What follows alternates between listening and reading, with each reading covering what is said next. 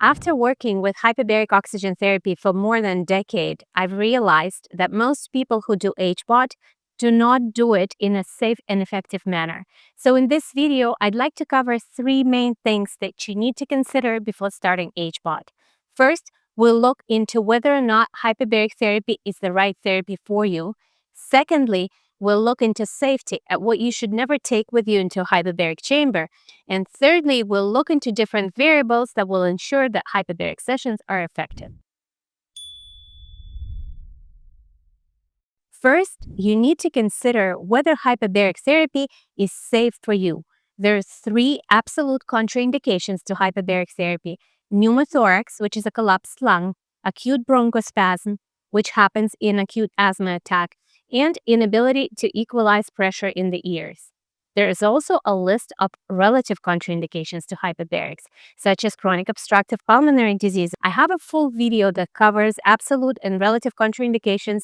You can look it up on the channel. So please, before you start hyperbarics, make sure that you do not have contraindications to this therapy. Most people who do hyperbaric therapy, whether at the clinic or at home, are unaware of the basic safety measures that absolutely should be in place if you want to ensure the safe experience. For example, you cannot take inside the hyperbaric chamber any electronics. This includes phones, computers, batteries. Anything that has a battery in it stays outside the hyperbaric chamber. You can only wear cotton clothing inside a hyperbaric chamber, and that includes pillows and blankets and things like that. You cannot wear any makeup, mascara, lipstick, petroleum-based creams. All of that is off limits. I teach this information at the HBOT certification course. It's a 4-day in-person course I teach in Madrid.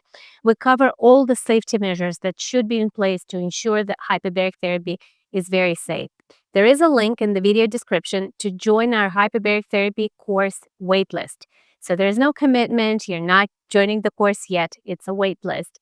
Yet you will receive very interesting material about hyperbaric oxygen therapy just by joining the waitlist. I will send you my free guide on how to increase effectiveness of the hyperbaric sessions, and you will be able to secure the lowest price for the upcoming course in Madrid. Now that you know how to make your hyperbaric sessions safe, you also need to make them effective. After all, you're spending time in a hyperbaric chamber and you need to get the most out of it. The effectiveness of hyperbaric sessions are determined by a hyperbaric protocol.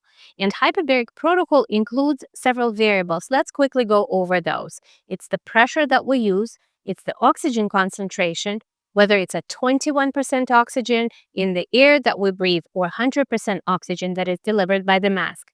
It's also the time inside the hyperbaric chamber. How long is the session? It's the frequency of the sessions, how often you will be doing hyperbaric sessions, and the total number of sessions. I have a full video on hyperbaric protocol. You can watch this. But the main point here is the hyperbaric protocol that you have should absolutely match the goals that you have. And there's no cookie cutter approach here. Let me give you an example. Brain injury or stroke recovery will definitely respond better to mild pressure, meaning 1.3, 1.5, or in some cases 1.6, 1.7 would be absolutely superior to using a higher pressure such as 2.0. Therefore, the protocol design for brain injury should take that into account. Diabetic wound healing, on the contrary, which require higher pressures because higher pressures will ensure a much faster recovery and much faster closure of the wounds, because the higher is the pressure, the higher is the partial pressure of oxygen that is reaching the wound.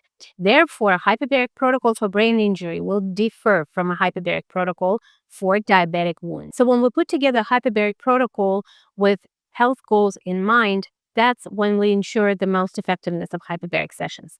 There are also small things that make hyperbaric sessions more effective, such as staying hydrated before and after a hyperbaric session, resting at least 15 minutes after a hyperbaric session, or not drinking coffee before a hyperbaric session because coffee constricts blood vessels and that counteracts the effectiveness of hyperbaric sessions. So you'll see there are many nuances that should be taken into account. I have a full video on how to put together an effective hyperbaric protocol. If you want to learn more, join our hyperbaric certification course waitlist.